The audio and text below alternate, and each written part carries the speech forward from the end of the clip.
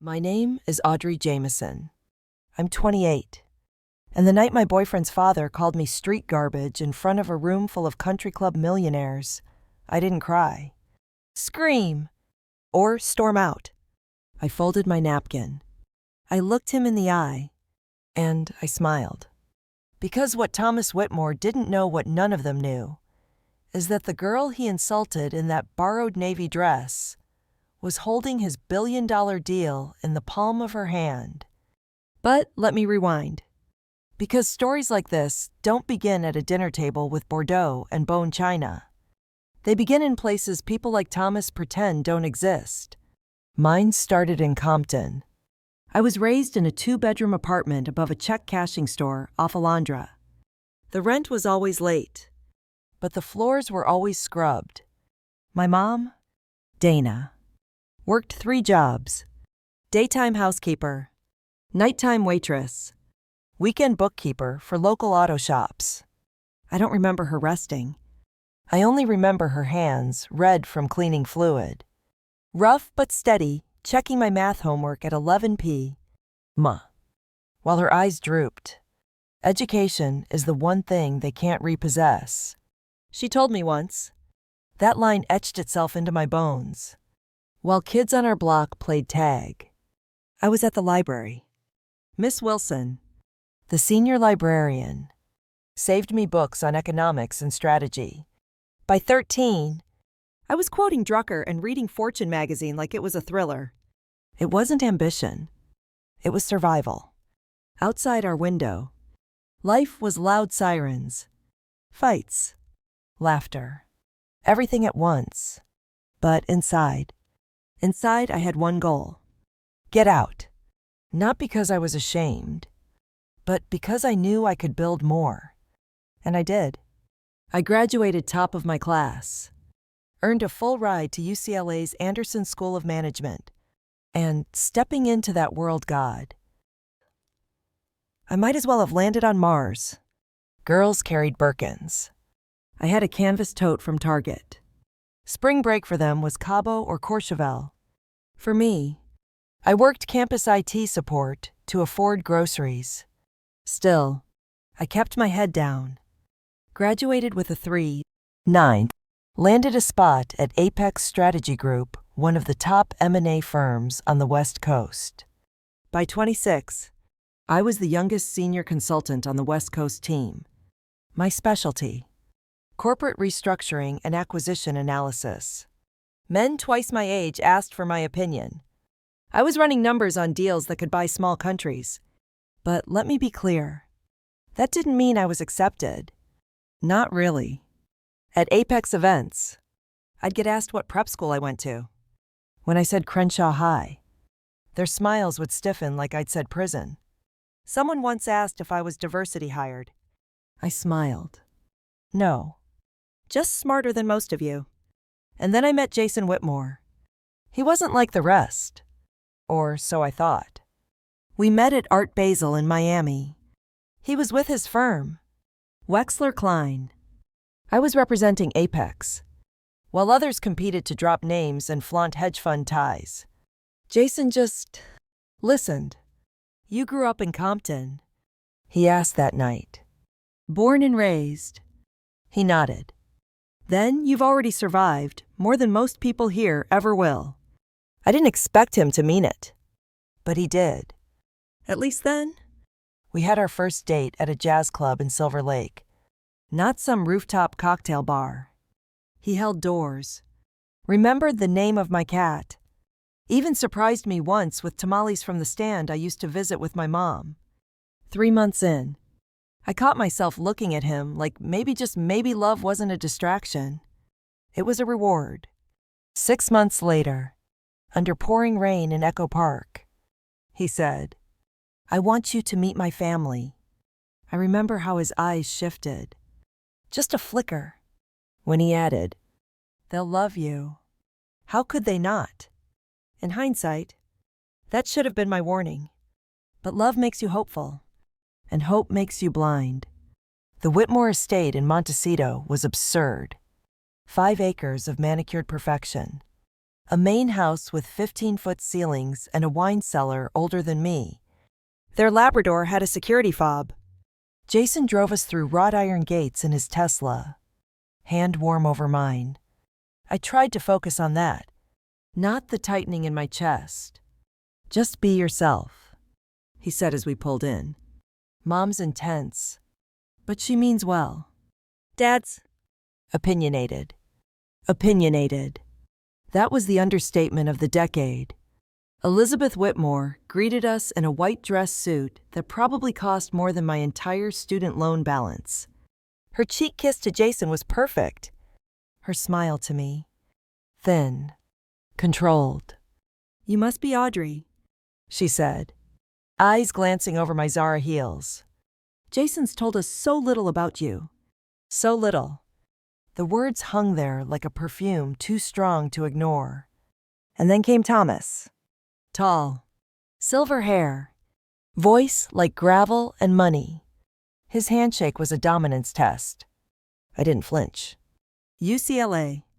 he asked. "Full scholarship," I replied. "Jason's fourth-generation Stanford. But I'm sure Anderson has its strengths." Dinner was a war zone wrapped in linen. They served 5 courses. I ate almost none of them. Thomas spent 20 minutes talking about Whitmore Aerospace Components and their pending merger with Westridge Technologies. "$1 billion deal," he boomed. "Will position us to lock the federal defense contract next year." I said nothing. I knew all about the Westridge deal. What Thomas didn't know is that Apex Strategy Group, my firm, had just been tapped by Global Atlantic Capital to conduct due diligence for the acquisition, and I was leading the review team. But I kept quiet, because power doesn't always speak. It happened in the 3rd course. Thomas looked across the table, his glass of Bordeaux catching the chandelier light. And then he said it. Street garbage in a borrowed dress. Amazing what passes for ambition these days. The room went silent. Someone dropped a fork. Elizabeth gave a tight, fake cough. Jason's hand gripped mine under the table, but he didn't say a word. Not one. I looked at Thomas, really looked at him. The wrinkles near his eyes, the arrogance worn like skin, and I smiled, folded my napkin, placed it gently on the table, and thought, "You just handed me the match that'll burn your empire to ash." Because this wasn't just about me anymore. It was about my mother scrubbing hotel bathrooms so I could afford SAT prep books. About every door slammed in my face. About every man who thought I should be grateful just to be in the room. And now I wasn't just in the room. I was behind the curtain, and I knew what to do. But first there was one more thing I needed to confirm. Because if I was going to bring down Thomas Whitmore, I had to be sure I could do it without collateral damage. Like Jason. Like love. But you know what they say? Right. When you finally see who someone truly is, you can never unsee it. And what I saw next weekend proved everything I feared. When I left that dinner party at the Whitmores, I didn't just walk away from a table. I walked back into every memory I thought I'd buried. Because no matter how far you climb, all it takes is one look, one word, to remind you of where they think you came from, and where they think you should stay. I grew up knowing I wasn't wanted in the spaces that mattered. Compton was loud. Not just in sound, but in weight. You could feel it pressing on you, expectations too low, statistics too high. Everyone knew someone who got caught in the crossfire, literal or not. My mom shielded me as best she could. But there's no bulletproof vest for systemic failure. We lived above a payday loan spot. Some nights, I could hear couples fighting outside, dogs barking, helicopters slicing the sky. But inside, my mom was my universe. She was small, wiry, but moved like a machine that didn't know how to break. She cleaned for rich families in Brentwood and Palos Verdes. Came home with cracked hands and swollen feet. and still found the strength to check my homework like she was grading for Harvard. One night when I was 10, I asked her why she never complained. She looked at me, eyes tired but locked in. Because complaining don't feed you, baby.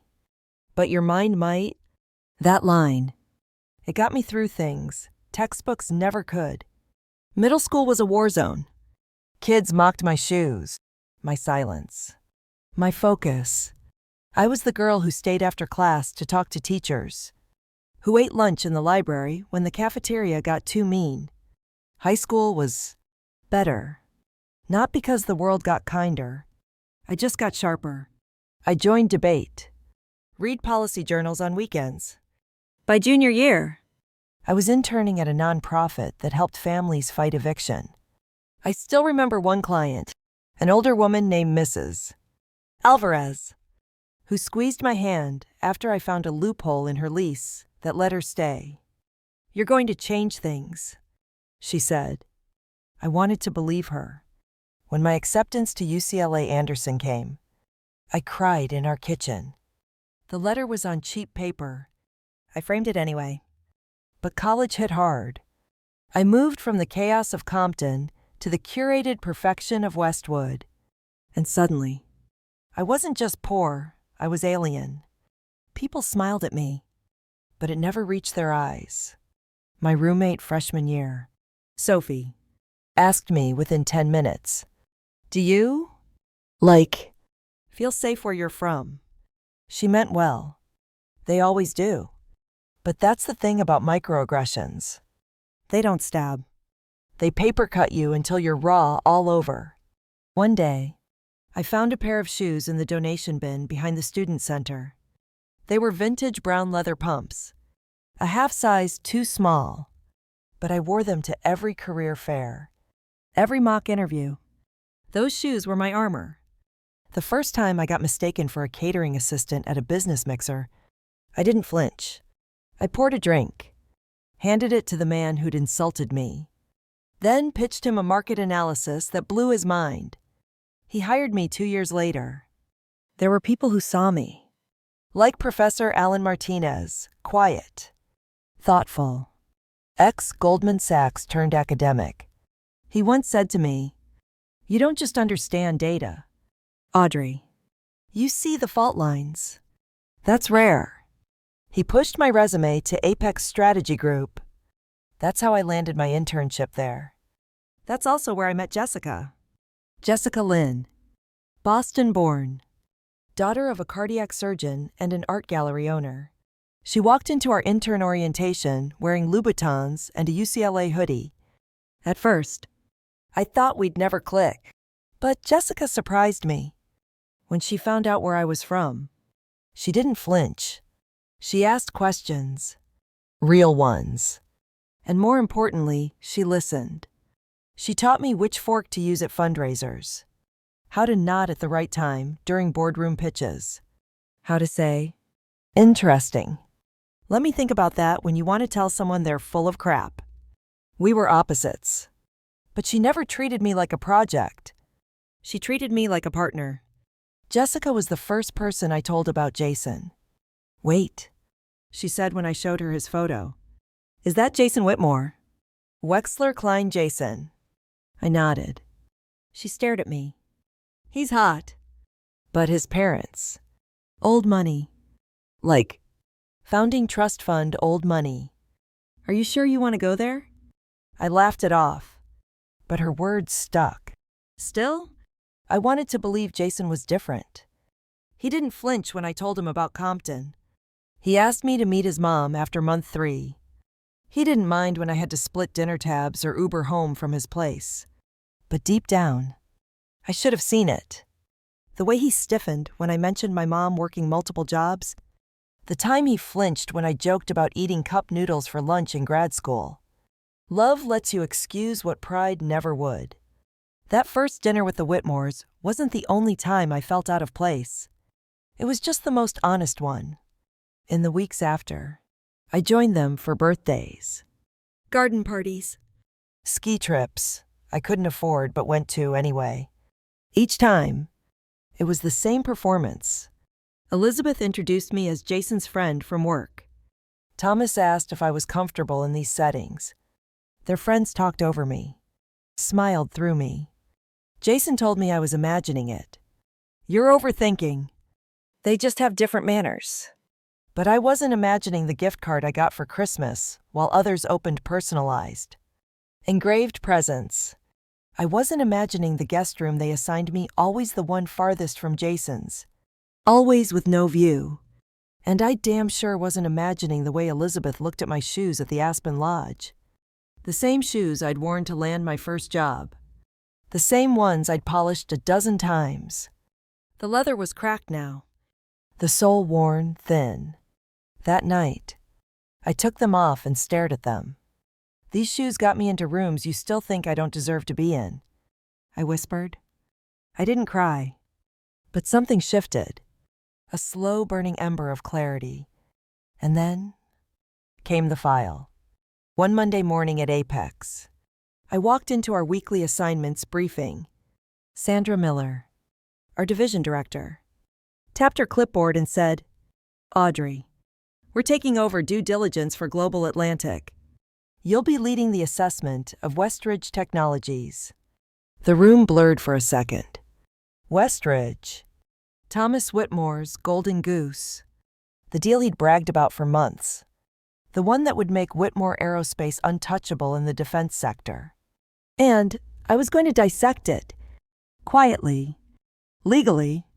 Strategically. At that moment, I knew. Life had just handed me the scalpel. But what I did next, that would decide everything. After that Monday morning assignment, Westridge Technologies landing on my desk, like fate wearing a suit, I started walking differently. Not outwardly, but inside.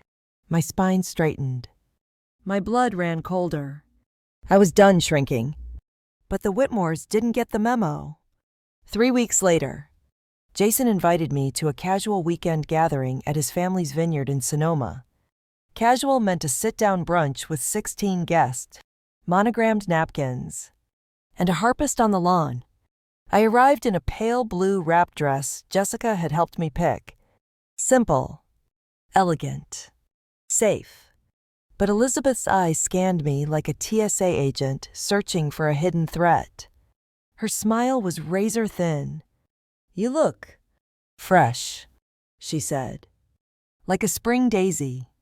I said thank you. Because I'd learned something. They expect you to flinch. It unsettles them when you don't. Brunch was a passive-aggressive battlefield. Elizabeth joked about how Jason used to date a lovely girl from Connecticut who volunteered with orphans in Cambodia. Thomas compared my career to that movie where the assistant wants to be a boss, but doesn't get it. I think he meant The Devil Wears Prada. I sipped my mimosa. Then came the moment that still haunts me.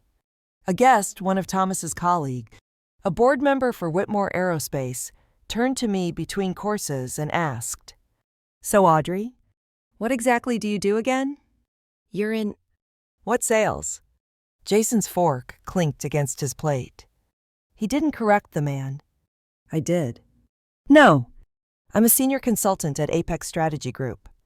I specialize in corporate acquisitions and restructuring, currently leading a due diligence project on a multi-billion-dollar defense-adjacent merger." The man blinked. "Oh." I watched Thomas's jaw stiffen. He knew. He just didn't know how much I knew. The irony. That entire brunch. I was already halfway through the audit on Westridge Technologies. And it wasn't pretty. On paper, Westridge looked gold-plated. But under the hood, there were red flags buried in procurement, inflated valuations, and worst of all, a shadow vendor receiving ghost payments. Quiet enough to hide from a lazy firm. But not from me. If this deal went through as is, it wouldn't just collapse. It could lead to a federal probe, possibly even jail time. Thomas Whitmore had built his empire on aerospace, and now, he was betting it all on a time bomb wrapped in a bow. And I held the fuse. Meanwhile, the Whitmores kept peeling me back. Layer by layer. like I was some strange fruit they couldn't categorize. At a charity gala 2 nights later, Thomas introduced me to a donor as a friend of Jason's with spunk. Elizabeth corrected my pronunciation of hors d'oeuvres mid-sentence. Jason noticed, but said nothing. That night, I stared at my reflection in the hotel mirror, feeling like I'd wandered into an opera I didn't audition for. I opened my email, drafted a long message to Jason, laid everything out. The slights, the silences, the things he didn't say. Then I deleted it. Because I knew, if you have to explain why you deserve dignity, you're already too far from love. At Apex, things escalated. My team completed the deep dive on Westridge. The executive summary I prepared was blunt. This deal, under current conditions, is structurally unsound and exposes Global Atlantic to federal liability. My boss, Sandra, raised an eyebrow. That's a bold conclusion. It's also accurate, I said. She nodded. Then we recommend to kill the deal.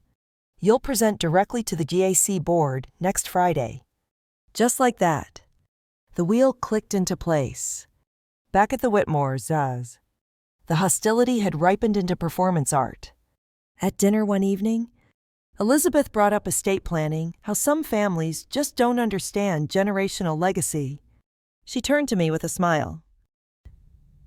Do your parents own property? Audrey.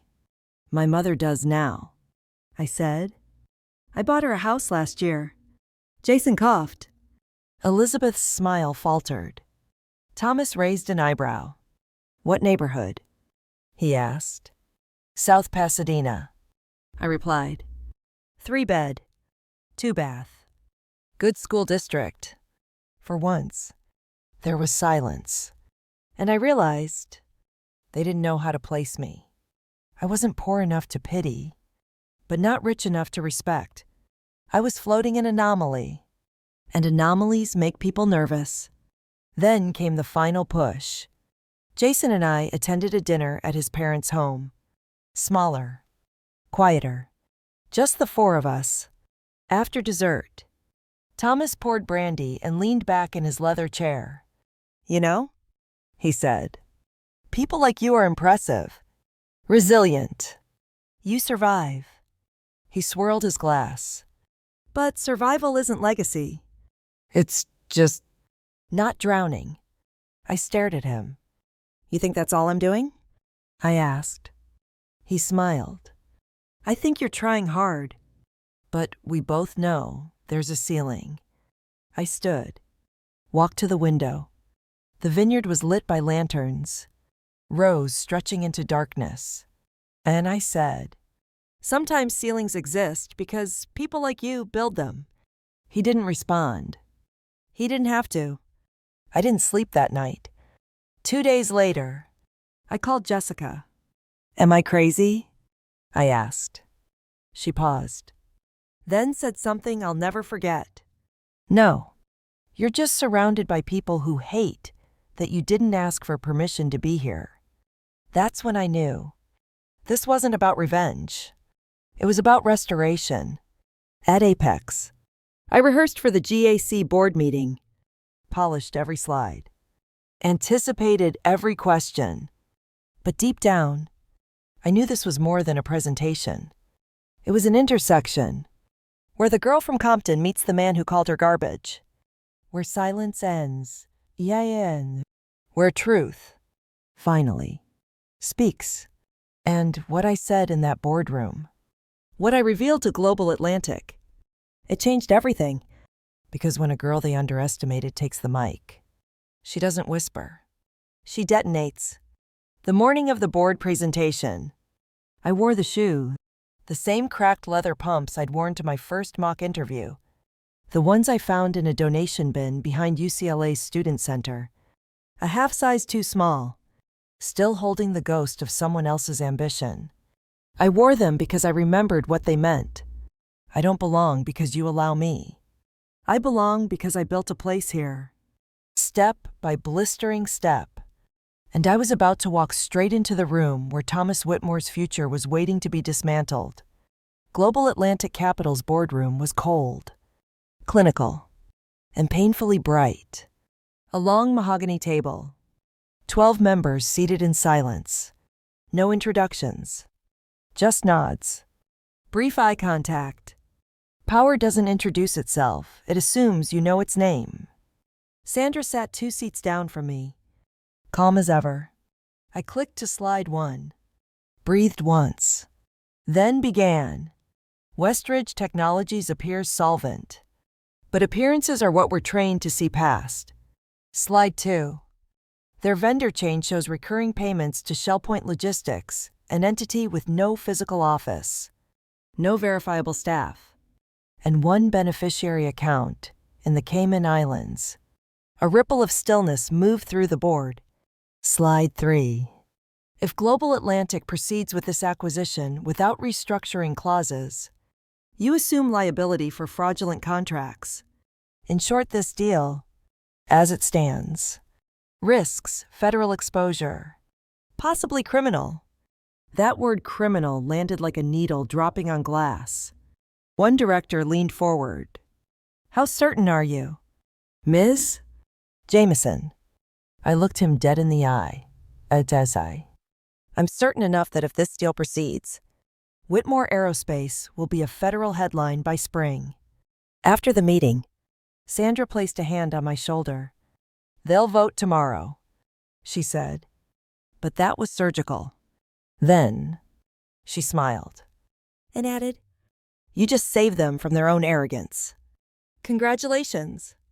I should have felt relief, but all I felt was stillness, because the game wasn't won yet. And Jason, he still didn't know. That night, I sat across from him at our favorite ramen place in Silver Lake. Mismatched chairs, peeling walls, and the best broth in irreversible. He was mid-sentence about some private equity firm when I cut in. Jason, I said, I need to tell you something. His smile froze. Okay. I told him everything. About the audit. About the ghost vendors. About the risk. About my recommendation to Global Atlantic to pull out or restructure completely. He blinked. Once. Twice. You're sabotaging my father's company. No, I said. I'm doing my job. A job that will protect your father from federal charges if he listens. Jason pushed his bowl aside. Audrey, you're not understanding the scale. No. I interrupted. You're not understanding the stakes. He built a house of cards, and he's using government contracts to keep it standing. If this goes through as is, the fallout could crush half your investors. Or worse. His face twisted. You didn't even come to me. You went to a boardroom full of strangers first. Because you've shown me what side you're on, I said, quietly. And it's not mine. He stood, didn't speak, just tossed down cash and walked out into the night. And for the first time since we met, I didn't follow. 3 days later, the vote came in. Global Atlantic officially paused the acquisition and issued a statement, pending restructuring and compliance review. The proposed deal with Westridge Technologies will not proceed under current conditions. By 4 p. Whitmore Aerospace stock dipped 6% by 6 p. Ma! 5 headlines mentioned anonymous red flags found by an M&A audit team. I wasn't named. I didn't need to be. But someone else knew. That night, I got a call. Blocked number. I let it ring once. Twice. Then picked up. Miss Jameson. Came the voice. Cold. Controlled.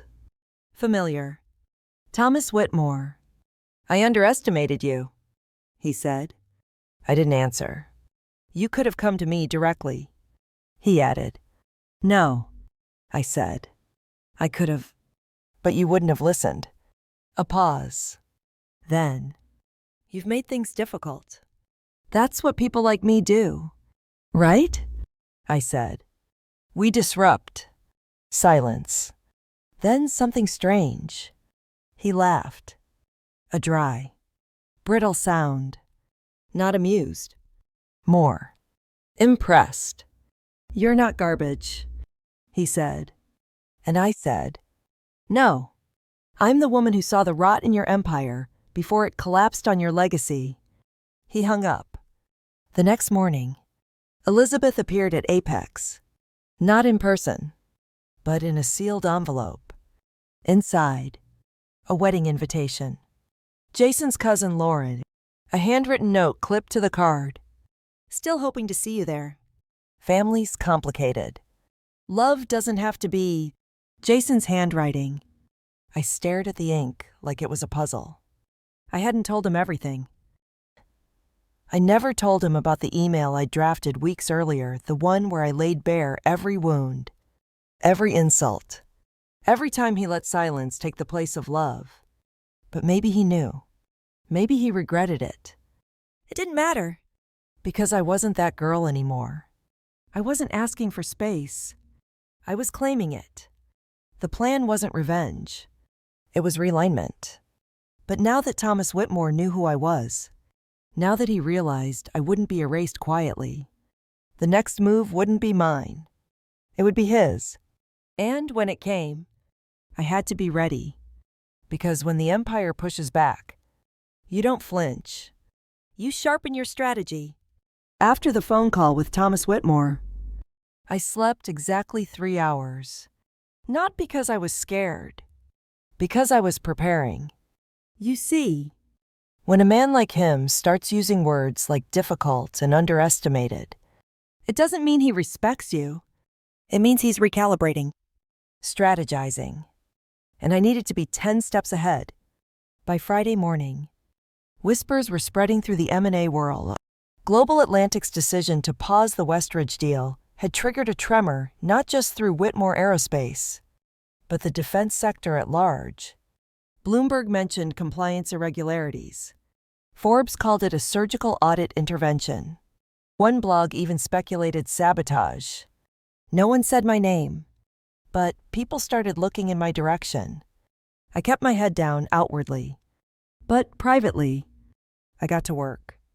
The first thing I did, I went back through Westridge's financials, vendor chains, and offshore patterns. Not to double-check, to trace them. There was one payment trail that hadn't fully made sense before. A shell. Entity. Harbor East Consulting.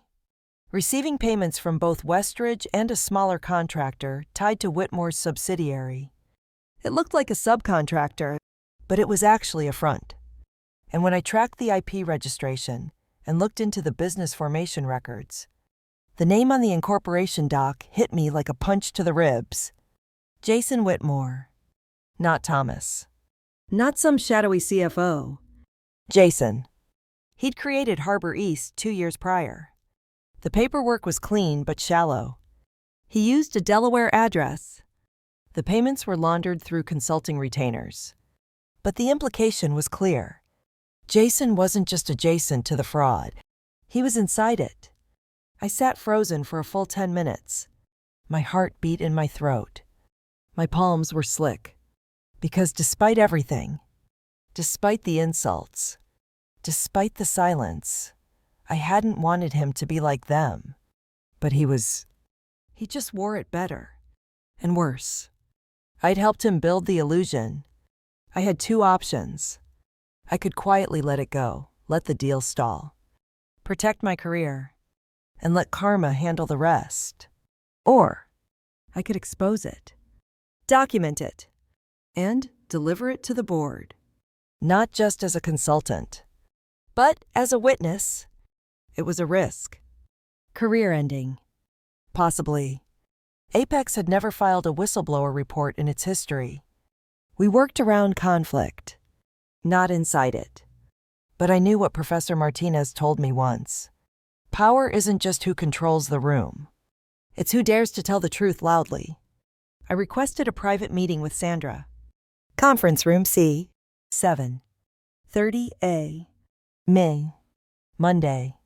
I brought 2 folders, one with the financials, the other with documentation linking Harbor East to Jason. Sandra read in silence, page after page. When she finally looked up, her voice was low. "You're aware this will go beyond Westridge?" "Yes." "This could trigger an SEC investigation. Possibly DOJ." "I know." She folded her hands. "And you're prepared to testify if needed?" I nodded once. This isn't about revenge. It's about integrity.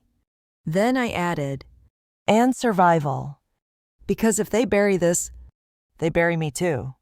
Sandra sat back, exhaled, then said, "Then we move forward." 3 days later, Apex issued a sealed internal alert to the GAC compliance team and outside legal counsel. The documentation went straight to the risk committee. No leaks, no headlines. But inside Whitmore Aerospace, all hell broke loose. Thomas called Jason in front of his executive team. 3 witnesses later confirmed the shouting match. Jason denied everything, blamed a consultant, claimed he'd been set up, but the paper trail was too clean. The payments, the shell corp, his own digital signature. Worse, he'd used company resources. It was embezzlement, wire fraud, and securities manipulation tied up in a silk bow. And when the board convened, Jason was quietly suspended, pending full investigation. I watched from the outside, didn't speak, didn't gloat. Because this wasn't a victory lap. It was a funeral procession for the mask he wore, the boy who once kissed me under fairy lights in Big Sur. He wasn't real. This was the man. And the man was a coward. But Thomas, he wasn't done.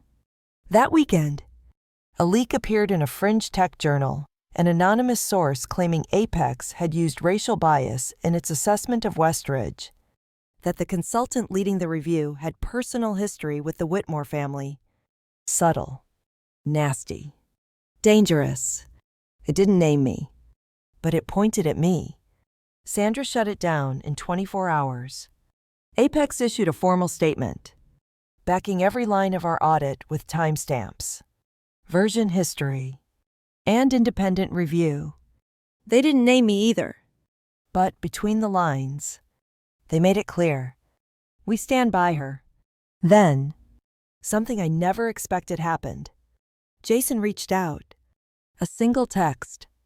"You didn't have to burn it all down." I stared at it for a long time. Typed 5 different replies. Deleted all of them. Then finally sent, "You lit the match." I just refused to choke on the smoke. He never replied. The wedding invitation still sat on my desk. Jason's cousin, Lauren. I almost didn't go, but something in me needed to stand there, to walk into their world, not as a guest begging for approval, but as the woman who exposed the rot they kept behind silk curtains. So I went, and I wore the shoes, the same cracked pumps, scuffed, faded, defiant. Elizabeth saw me from across the reception lawn. This time, she didn't smile. She didn't say fresh. She didn't say anything at all. And silence.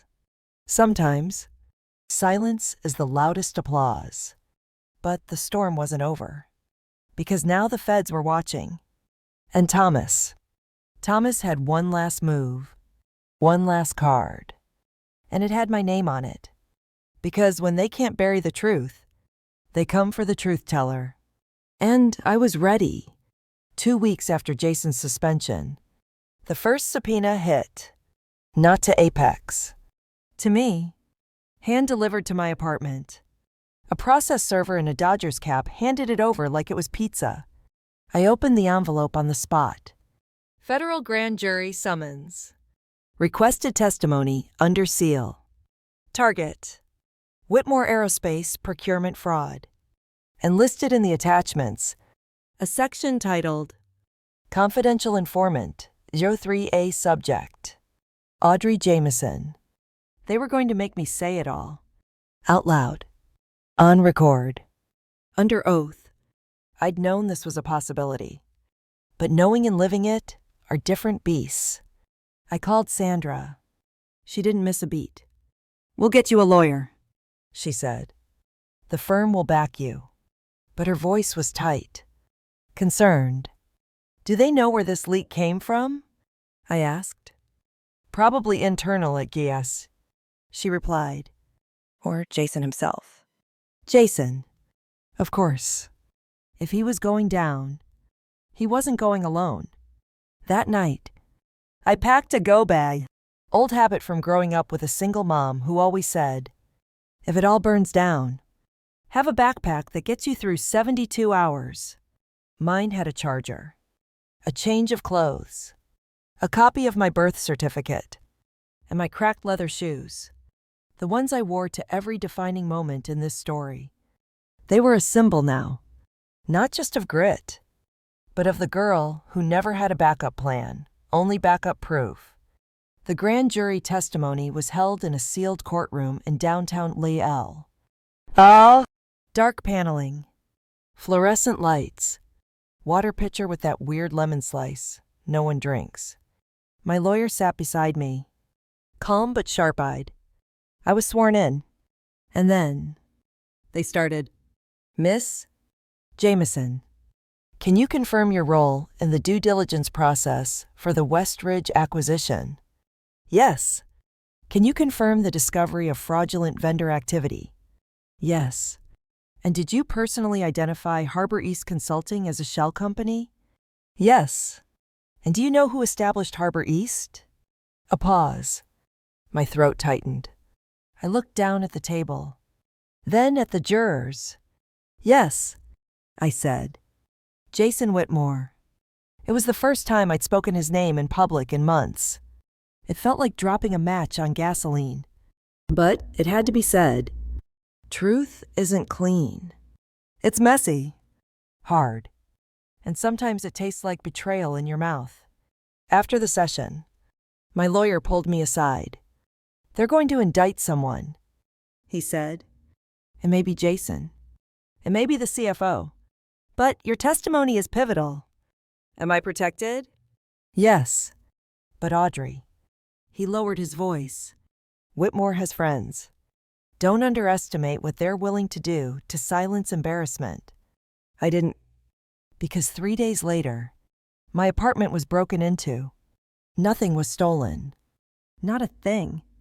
But someone had opened my laptop, accessed my browser, left a single open tab, a blog article titled, "What Happens When You Betray Family." I stared at the screen for a long, still moment. Then I took the laptop, walked straight into the Apex compliance office, and filed an incident report. Sandra made one phone call. By the next morning, Apex had moved me to corporate housing with 247 building security. They weren't just protecting me. They were protecting the case and the company's integrity. The next wave came through the press. An anonymous source accused me of fabricating parts of the audit, said I'd doctored documents, that I had a personal vendetta against the Whitmores because Jason had broken up with me. It was a thinly veiled smear campaign, but it gained traction. Fox Business ran a segment calling it yet another diversity hire, gone rogue. Some online trolls dug up a photo of me from college, me protesting tuition hikes, holding a sign that said "Capitalism Justice." Suddenly I was the story. Not the fraud. Not the money. Me. I cried once. Just once. In the bathroom of Apex's 28th floor, sitting on the toilet lid with my hands shaking and my breath shallow. Not because I was ashamed, but because I realized this is what they do. They make you the villain. They drown the truth in noise. And then I thought of my mother. The woman who once worked 3 nursing shifts in one day so I could afford a Kaplan SAT course. She didn't raise me to crumble. I wiped my face, stood up, and went back to my desk. 3 days later, the Whitmore board leaked a bombshell. Thomas was stepping down temporarily to support the investigation process. A crisis PR firm tried to spin it as a planned transition. No one believed it. Markets dipped another 4%. Jason was officially terminated as VP of Strategic Initiatives. And then, the SEC made it public. Criminal charges filed. Jason Whitmore. Conspiracy. Fraud. And wire manipulation. Thomas Whitmore. Under investigation. The fallout was brutal, but also freeing, because I realized something as I walked past newsstands and saw headlines not with my name. But I wasn't the cautionary tale. He was. Still, one final loose thread remained. Elizabeth. She'd been silent, entirely absent from the public eye, until one afternoon. She asked to meet me at a downtown art gallery. I said yes, Out of curiosity. or maybe closure. She arrived wearing a navy trench coat, pearls, and sunglasses too large for the room. Ms. Jameson. She greeted me, with a voice like frost. I suppose you feel vindicated. I looked at her, tired, elegant, ruined. I feel clean, I said. Finally. She studied me for a long beat. Then, you were never going to fit. That's the truth. I smiled. I was never trying to fit. I was cleaning out the rot. She turned, walked away. Didn't look back. But I did, because behind her, across the gallery wall, was a painting of a woman. Back straight, chin lifted, one cracked shoe peeking out from her hem. And I thought, yeah, that's me. But this story isn't done, because someone else stepped into the light. Someone I never expected. And what he brought with him could change everything. Because when the dust settles, the real reckoning begins. It started with a knock at the door. No subpoena. No security guard. No press. Just a man in his late 50s, wearing a pressed blazer and a tired expression. He introduced himself as Malcolm Torres, lead investigator with the Office of the Inspector General for Federal Procurement Oversight. He didn't come to interrogate me. He came to thank me. Your testimony, he said, didn't just break the Whitmore case. It opened 3 more investigations tied to adjacent contractors. Same paper trails. Same shell vendors. He laid down a folder on my kitchen table. It wasn't official. No stamps. No seals. Just a quiet gift of context. Inside were names. And dates. And one photo that made me go ice cold. A young woman. South Asian. Probably mid-30s. Her face half turned from the camera. In a black blazer and heels. The caption read, Priya Choudhury, terminated. 2018. Following whistleblower attempt, Priya tried to raise alarms about a similar scheme at a contractor under Whitmore's radar. Malcolm said. She was erased. I stared at the file. He added, But you? You didn't flinch. And because you didn't, a lot more people are going to get justice. That night, I couldn't sleep. I kept thinking about Priya, about how thin the line is between truth and silence, between being remembered as a hero or forgotten entirely. And I realized, this story was never just about the Whitmores. It was about the system they built, and the people they never thought would fight back. In the weeks that followed, I took meetings, ethics panels, industry forums, panels on whistleblower protections and gendered retaliation in finance. I even flew to D.C. to consult with congressional staffers drafting amendments to procurement reform. But none of it felt quite real until I got a letter. Handwritten. Mailed to Apex. It was from Jason. 3 lines. No return address. You were right. I lied to myself longer than I lied to anyone else. I hope you're okay. No apology. No blame. Just 3 broken pieces of a man I once loved. I folded the letter and filed it. Not under personal. Under proof. Proof that truth doesn't just punish. It unmasks. Months passed. Sandra invited me to dinner. It wasn't a business thing. It was personal. She brought wine. I brought the dessert. We sat on her patio and talked about everything but Apex.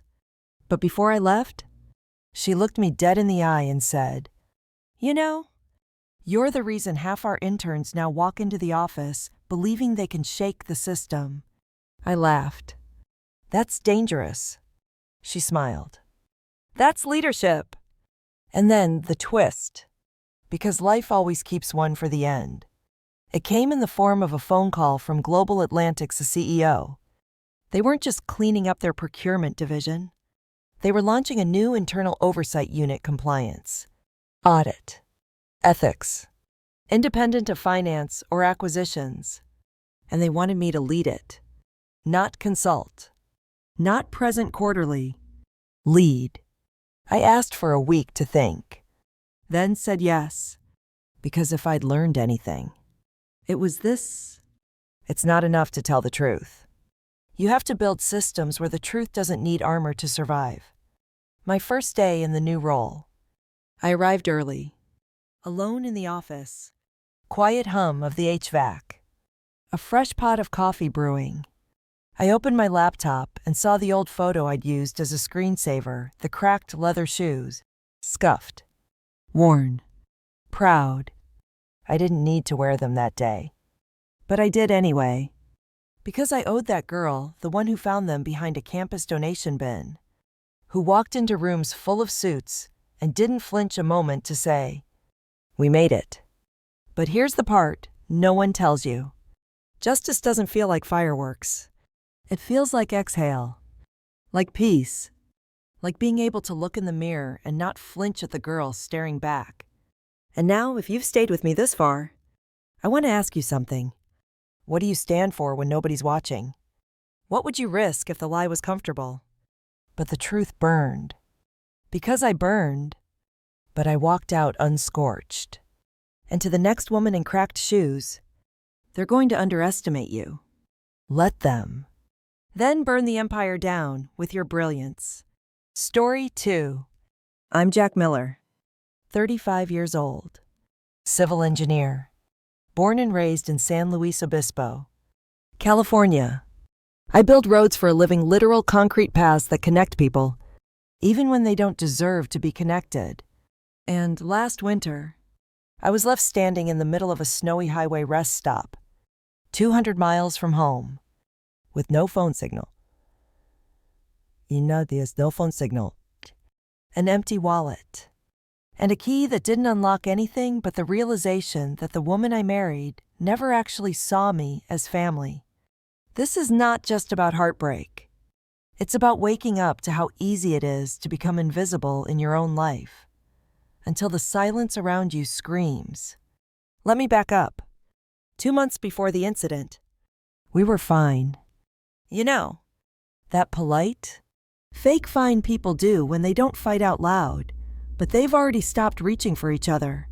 My wife Stephanie, beautiful, brilliant, and increasingly condescending, was the youngest of 3 sisters, all raised in the manicured, passive-aggressive world of Pacific Palisades. Her sisters, Jessica and Vanessa, weren't just close. They were a 3-headed hydra of judgment, sarcasm, and we're just being honest. And me. I was the outsider, the blue-collar philosopher. As Jessica once joked at Christmas dinner, that was the night I brought her husband a bottle of bourbon, and she raised an eyebrow, whispering, "We drink wine." Jack. Not regret. I should have seen it then. The small digs. The constant belittling dressed as banter. But when you grow up poor and marry into money, you tend to overcompensate. So I smiled. I helped. I fixed their porch steps when Vanessa said her Airbnb guests slipped. I changed the oil on Jessica's car when her actual husband forgot. I played the quiet clown. Until I stopped laughing. December 22nd. Stephanie suggested we join her sisters for a road trip to attend a friend's wedding up in Shasta Lake. It'll be fun? She said. Like old times. We rented a gray Subaru Forester, packed enough snacks to survive a nuclear winter, and started driving north along I-5. I took the wheel. The sisters took over the stereo, the snacks, and eventually, the conversation. By hour 3, I felt like a rideshare driver. Every time I tried to chime in, they'd hum over me. Jessica asked Stephanie loud enough for me to hear. So what's it like being married to a man who thinks tire rotation is a personality? Cue laughter. Stephanie didn't defend me. She laughed. Too. A sharp, performative sound that had nothing to do with joy. Just alliance. At the halfway point, we pulled into a rest stop near Redding. Remote. Quiet. Winter still. Snow dusted the asphalt like powdered sugar. Stephanie turned to me and said, "Hey, babe. Can you check if the back hatch is closed?" I think it popped open. I got out. Walked around the SUV. The hatch was fine. I turned back to say something, but the car was already rolling. They didn't even make a show of it. No honk. No wave. Just gone. At first, I thought it was a joke. Maybe they'd circle back, filming some dumb TikTok video titled, "We ditched our husband to see if he'd panic." 5 minutes passed. Then 10. I checked my phone. No signal.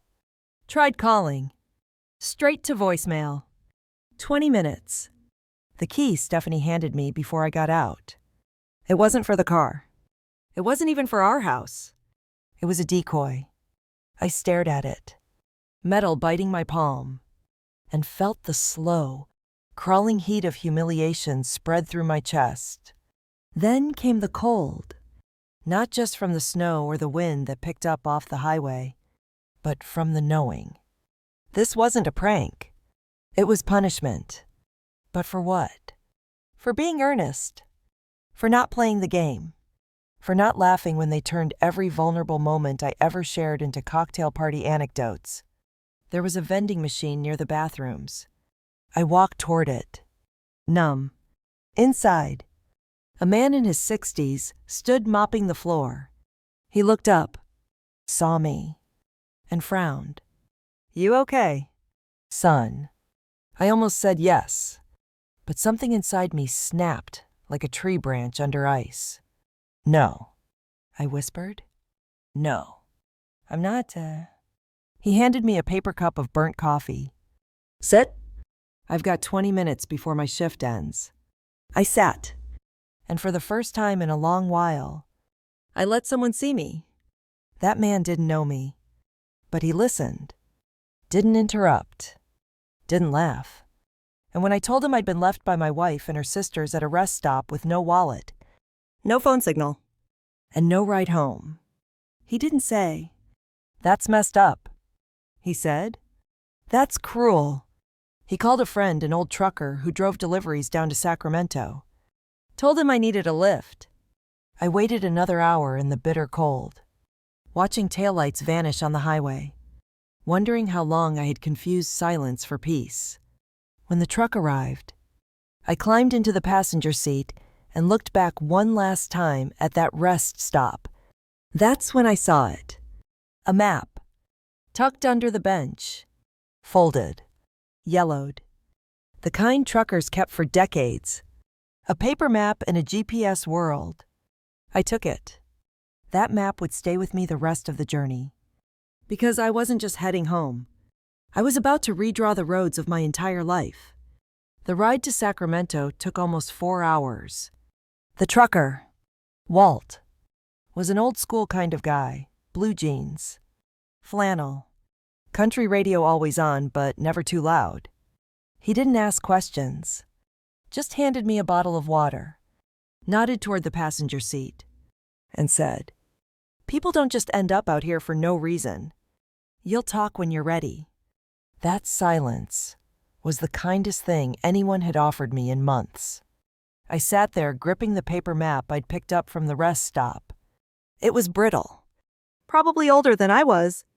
The red-inked roads were faded, but one thick, jagged line ran north to South Interstate 5. Our path. I stared at it, wondering how a straight line could feel like the most crooked journey of my life. Walt dropped me near a bus station on the edge of Sacramento. I thanked him, offered to pay what little I had left in cash. He refused. "You just remember who you are," he said. "That's payment enough." Who I was. That question echoed louder than the Greyhound bus that would carry me home. I got on board sometime around midnight. The bus smelled like old plastic and microwave burritos. Seats cracked and peeling. Windows fogged. I sat near the back, shoulders hunched, pretending to sleep. But my mind was wired, because once I walked through that door at home, if my key still worked, I knew things would never go back to normal. And maybe that was a good thing. See? It wasn't just the rest stop that broke me. It was every breadcrumb of disrespect leading up to it. Stephanie and I had been married for almost 5 years. The early days were great. We laughed a lot. Went hiking every weekend. Ate pancakes for dinner. She called me her mountain man. Said she loved my calm, my hands, my honesty. But after we got married, things shifted. Slowly. Like water wearing down stone. It started with how she introduced me to her friends. "This is Jack," she'd say with a flat smile. "He's in construction." Like I laid bricks. Like I didn't graduate with honors or build bridges that carried thousands daily.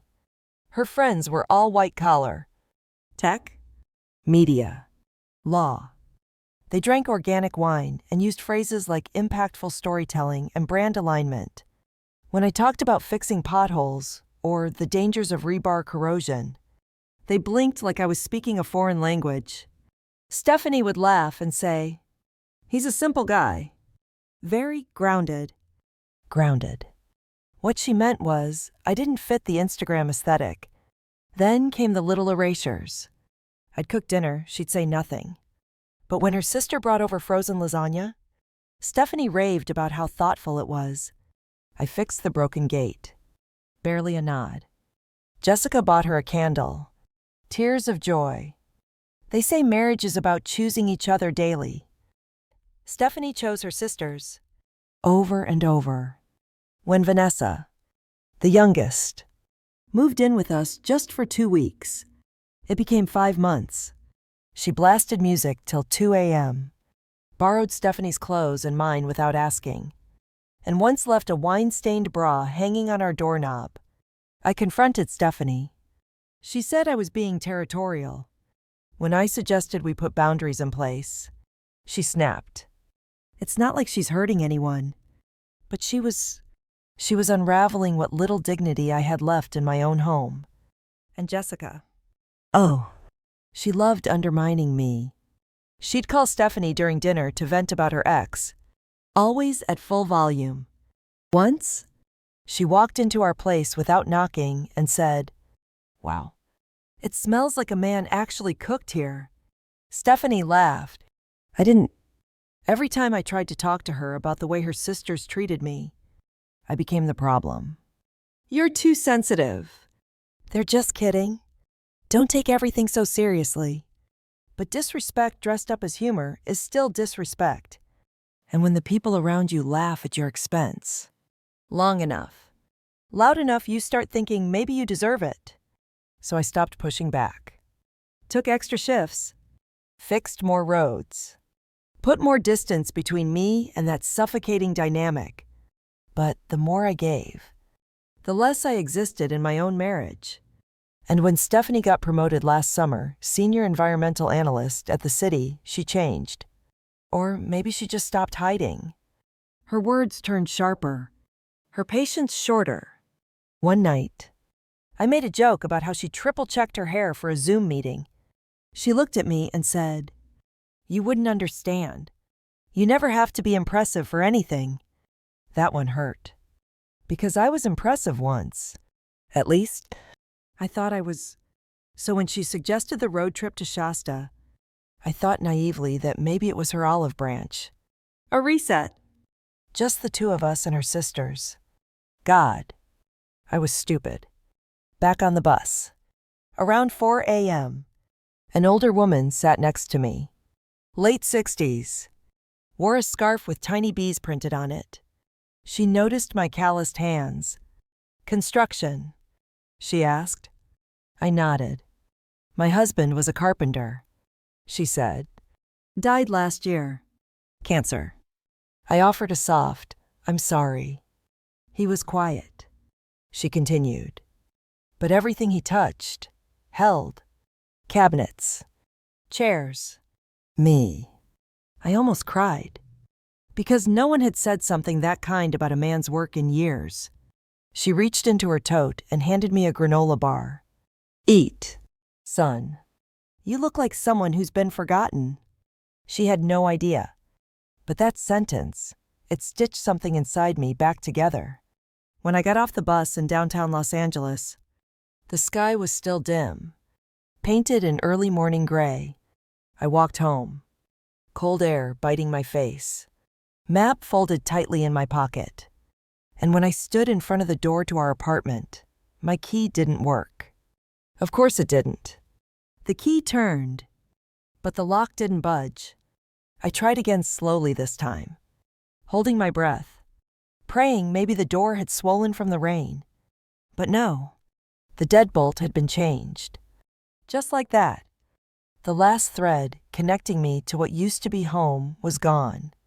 I stood there on our apartment's doormat, faded and curled at the corners, still embroidered with the word welcome. The irony wasn't lost on me. I knocked. Once. Twice. No answer. The lights inside were off, but I could hear movement, soft thuds, something metallic clinking. I knocked again. Louder. Then, finally, the peephole darkened. Someone was watching. "Stephanie," I called. "I know you're there." Silence. I stepped back, heart pounding like a drum in my throat. I didn't yell. I didn't curse. I just stood there, waiting. Then, a voice not Stephanie's, but her sister's. "Jessica." "Jack, this isn't a good time," she said through the door. "Why are you in my apartment?" I asked, trying to keep my voice steady. "It's not your apartment," she said. "You left." I blinked. "I didn't leave. You abandoned me on the side of a highway. That's not the same thing." "Semantics," she replied, then added with a casual cruelty that still makes my skin crawl. "Besides, Stephanie assumed you'd figure things out." "You're resourceful." The lock clicked. The door opened just enough for Jessica's perfectly manicured face to appear in the crack. She looked at me like I was a bad Yelp review. "Listen," she said. "You made a scene? You're back now." "Good. But maybe you take a few days. Cool off. We've changed the locks. Your things are boxed up. You can text Stephanie when you're ready to be civil." She shut the door before I could respond. I just stood there. No shouting. No banging. I had been humiliated enough already. Instead, I walked back down the stairs, gripping the banister so tightly my knuckles went white. That afternoon, I checked into a dingy motel near the freeway. The room smelled like bleach and sadness. The kind of place people go when their lives collapse and they need somewhere to put the pieces. I opened the box of my belongings. Jessica had given me a duffel bag stuffed with mismatched socks, my high school hoodie, and my wedding band tossed at the bottom like trash. That night, I sat on the edge of the stiff motel bed, stared at the tiny TV, and replayed everything in my head. Every moment I'd excuse, every joke I'd laughed at to keep the peace, every time I bit my tongue, because I was taught that real men don't cause drama. And I realized the only person who had been silent in my story was me. They'd mistaken that silence for weakness. But silence is not the same as surrender. I started writing. Not a revenge plan. Not yet. Just a timeline. A record. Every moment I was belittled. Every snide comment. Every time they pushed a boundary and called it love. I wrote until my hand cramped. Until the cheap pen ink stained my fingertips. And then I opened the manila envelope I'd picked up from the clerk earlier, a copy of our lease. Stephanie and I had both signed it. I was still a legal tenant. They couldn't just lock me out. Twist 1. I took a photo of the door. Of the changed lock. Of Jessica inside. The next day, I visited a legal aid center downtown. It was packed mostly low-income tenants fighting evictions or wage theft. I waited 4 hours. When it was my turn, a woman named Carla sat with me. She was maybe in her late 50s, wore thick glasses and a scarf with little owls on it. "Mr. Miller," she said, scanning the lease. "You're still on this agreement, unless you've been served a legal notice to vacate. This is illegal." I nodded slowly. "But," she added, adjusting her glasses, "we both know this isn't really about property. Is it?" I looked at her. "It's about dignity," she said.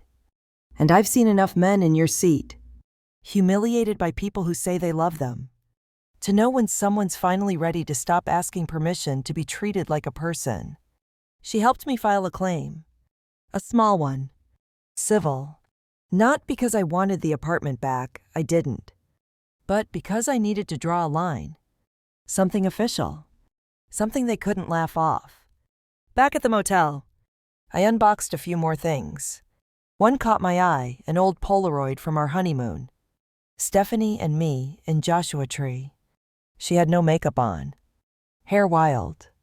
Laughing like she did when we were still real. I looked at my face in that picture. Younger. Softer. Naive. And then I noticed it in my hand, holding hers. Nowhere in the photo was she holding mine back.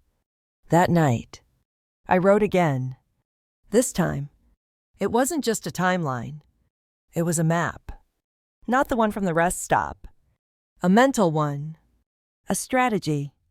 Because here's the thing. They thought they'd discarded me. But you don't discard a man who's still holding the blueprint. And I was done building things for other people to tear down. I didn't want revenge. I wanted recognition. But the only language people like Stephanie and her sisters seemed to understand was consequence. Real. Public. Undeniable consequence. That's when the plan started forming slow. Methodical. Like laying rebar before you pour the foundation. Quiet strength before impact. First, I made a list. Not just of what they'd done, but of who they were when no one was watching. What they were hiding behind their curated brunch photos and wellness retreat quotes. Stephanie, my wife, was now the sustainability liaison for the city's Clean Future initiative. Big role. Big visibility. She spoke at local schools. Gave TEDx talks about green living.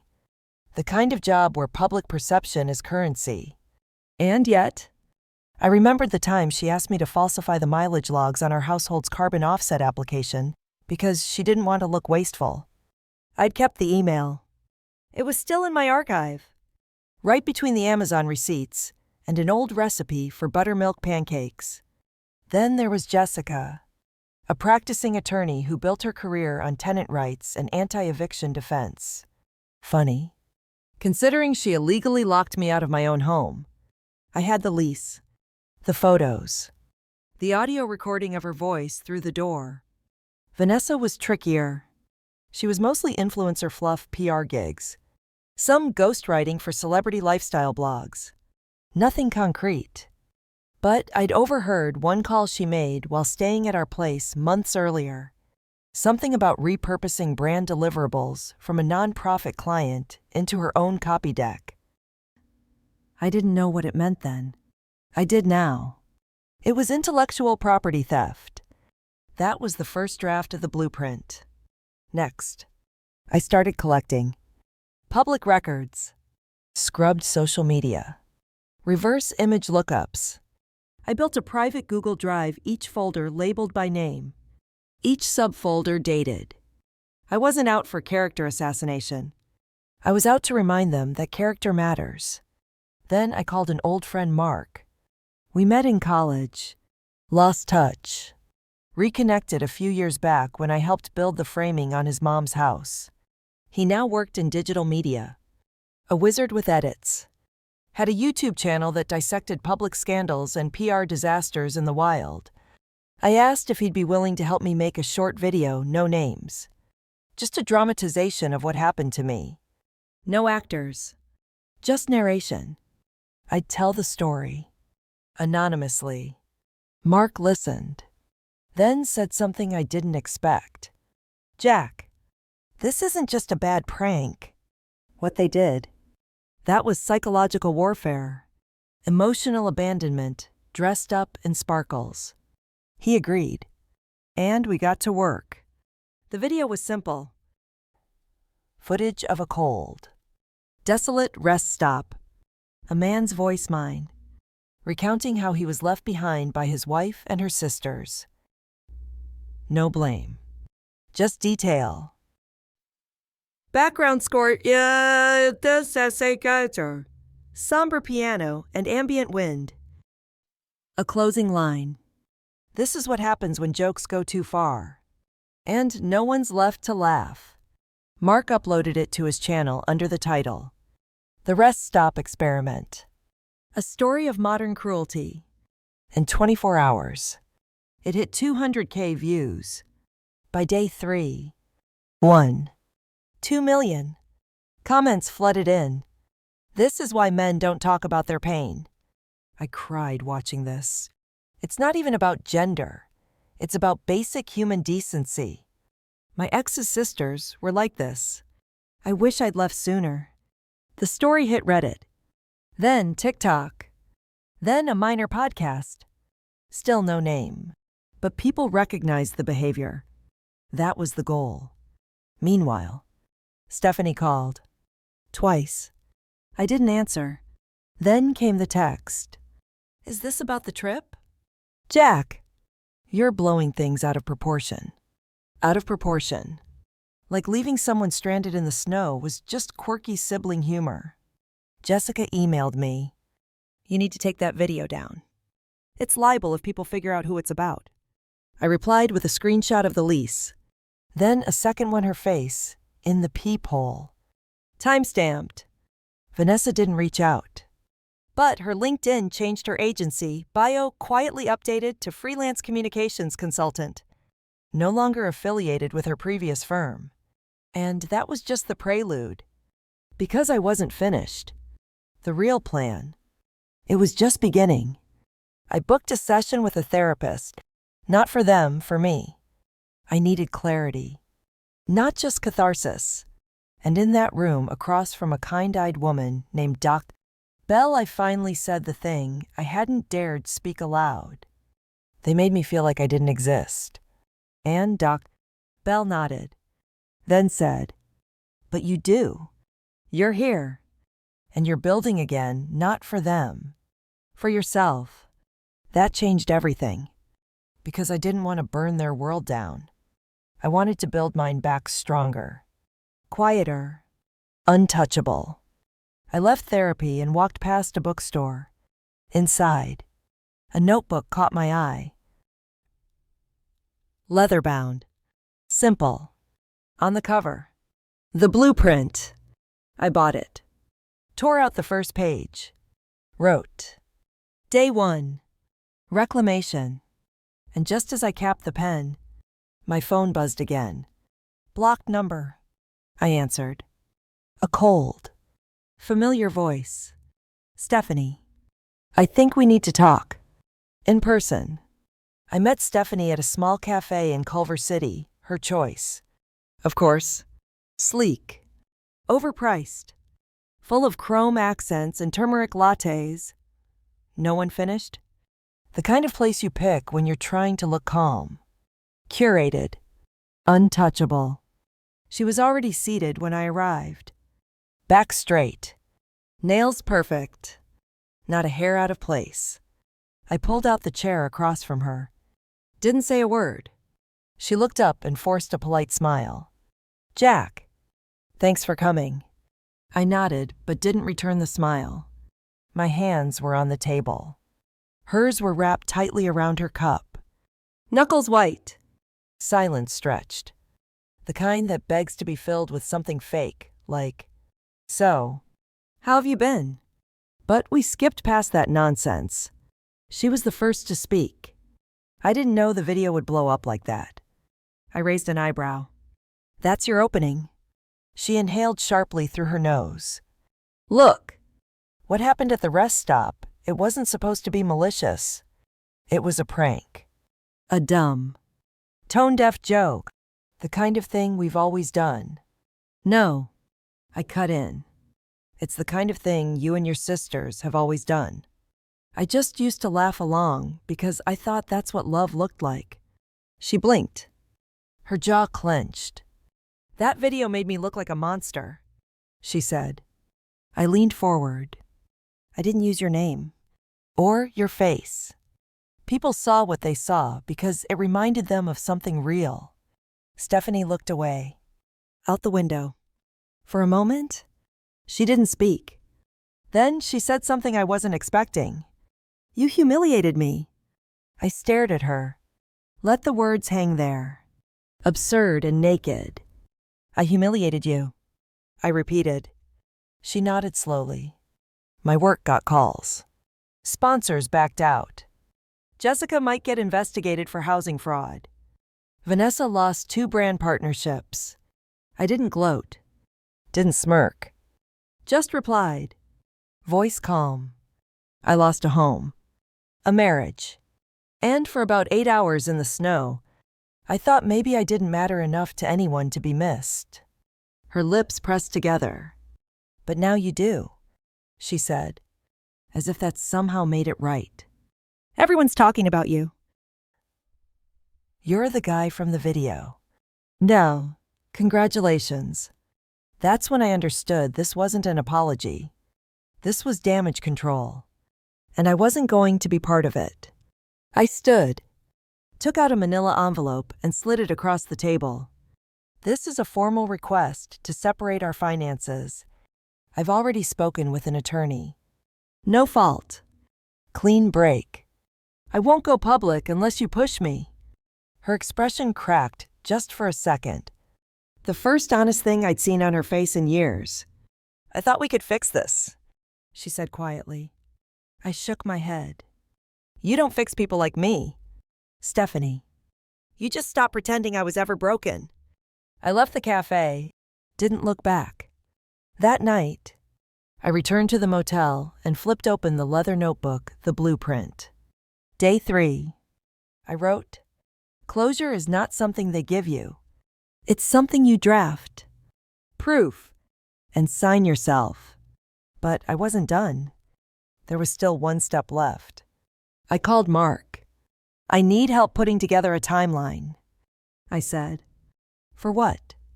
For telling the whole story. In my own voice.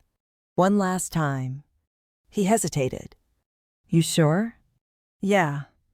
But this time it's not about them. It's about all the people who've been made to feel like they're crazy for needing kindness. Mark agreed. We recorded the next day. A simple setting, me in a plain shirt. Sitting on a stool. Talking straight into the camera. No dramatic music. No viral tricks. Just truth. I told it all. The jokes that weren't jokes. The apologies that never came. The way silence became survival. And at the end, I held up the paper map I'd kept in my coat pocket since the rest stop. This map, I said, was folded under a bench while I waited in the snow. Someone left it behind. But it guided me home. Because sometimes, the things people discard end up saving someone else. It was raw, unfiltered, and somehow healing. 2 days later, I received a letter in the mail. No return address. Inside, a single photo. Stephanie, sitting on the edge of her childhood bed, head in hands, her sister standing nearby, looking unsure. On the back of the photo, scribbled in handwriting I knew too well, "You're right. We don't fix people. But sometimes we break them worse by pretending we haven't hurt them." No signature. Just a tear stain on the corner. Maybe she thought that counted as closure. But I already had mine. Because the next day, I got an email from a nonprofit men's mental health group that had seen Mark's video. They invited me to speak. Not about revenge. About resilience. I stared at the screen for a long time. Then I clicked reply. I showed up to the speaking event 30 minutes early. Not because I was nervous, but because I wasn't. It was a community center in West L. Tucked between a taqueria and a payday loan office. Modest. No stage lights or giant screens. Just folding chairs. A mic on a stand. And a pitcher of water with lime wedges floating like forgotten dreams. The room slowly filled. Men of all shapes, ages, and backgrounds. A few women, too. Some had brought teenage sons. Others clutched notebooks, like they expected homework. I stood near the back, watching quietly. And then I saw her. Carla, the legal aid attorney from downtown. Same owl scarf. Same kind. Piercing eyes. She gave me a nod across the room, subtle. Proud. Like a mentor watching her student step into something bigger than himself. When they called my name, I walked up without a script. No PowerPoint. No inspirational bullet points. Just a quiet story that started at a rest stop and somehow led me here. I told them the truth. That I thought silence meant strength. That I mistook tolerance for loyalty. That I didn't realize being kind to everyone shouldn't come at the cost of being kind to yourself. And then I held up the map. Yes, the same one. Crumpled now. Edges worn. Still marked with red ink. This map saved me, I said. Not because it told me where to go, but because it reminded me I still had somewhere to go. Someone in the back wiped their eyes. A boy near the front scribbled something fast. I finished with this. If you feel invisible, trust me. I get it. But people don't disappear. They get dismissed. There's a difference. And you don't have to accept either. Applause followed. But I barely heard it. I was somewhere else lighter. Somehow, as if by speaking it out loud, I'd released something that had been choking me for years. Afterward, Carla came up. That was brave, she said. I shook my head. That was overdue. Then she surprised me. She handed me an envelope. From your wife. She dropped this off at the legal office yesterday. Said she didn't have the guts to give it directly. I opened it. Inside? Divorce papers. Signed. No demands. No statements. Just her signature. A clean line beneath my own. And a sticky note. Her handwriting. Sometimes, the only apology we can give is stepping aside. I folded the papers carefully, tucked them into my jacket pocket. Mark called me later that evening. His voice had that "you're gonna want to sit down" tone. Bro, it's wild, he said. Buzz Local ran a piece about the rest stop story. They tied it back to that influencer scandal, Vanessa's plagiarism thing. It's exploding. Your video's past 5 million now. I didn't ask for details. I didn't care, because something had shifted. This wasn't about them anymore. It hadn't been. For a while. That night, I walked down to the beach. Not the tourist part, farther south. Near El Segundo, where the sand stays cold and the tide feels like it's seen too much. I took the map out of my coat, tore a piece from the edge. On it, I wrote, "I exist," and folded it into a paper airplane, threw it into the wind. It didn't go far. Didn't matter. What mattered was that it left my hand. I turned to head back and froze. Standing on the sidewalk was Vanessa. No makeup. Hoodie. Eyes red like she hadn't slept. She stepped forward. "We need to talk." She stood in front of me like a ghost. I wasn't expecting Vanessa. The one who always had something sarcastic to say. Now silent. Shivering slightly under the yellow street lamp near the beach. No camera. No filters. Just her. Stripped bare of pretense. "I've been looking for you," she said. I didn't respond. Just waited. Let her fill the silence. I watched the video. She continued. "The one where you speak. Not the dramatized one, the real one. The map. The bench. The way your voice cracked when you said people don't disappear. They get dismissed." She swallowed hard. That wrecked me. I could see it in her. The bags under her eyes. The broken rhythm of someone used to performance. Now stuck with reality.